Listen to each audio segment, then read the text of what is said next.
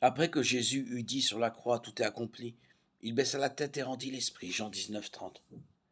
Son corps sans vie resta sur la croix jusqu'à ce qu'elle soit descendue et placée dans un tombeau voisin. Jean 19, 40, 42.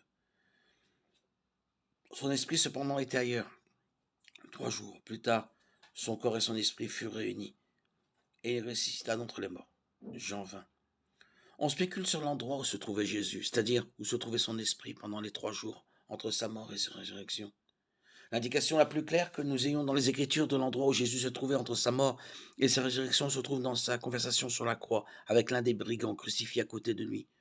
Le brigand, croyant demander à être rappelé à l'esprit lorsque Jésus viendra dans son royaume. Luc 23, 42. Et Jésus répond: en vérité, je te le dis, aujourd'hui tu seras avec moi dans le paradis. Verset 43.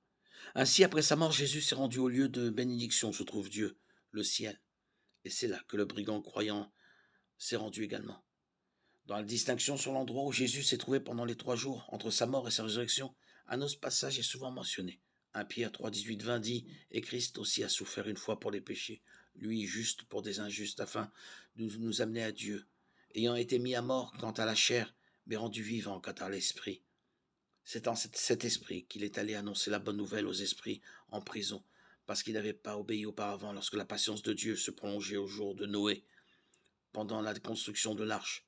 Certains pensent que Jésus, à un moment donné, entre sa mort et sa résurrection, est allé en enfer, dans le Hadès, et a fait une annonce d'un certain type aux esprits emprisonnés là-bas.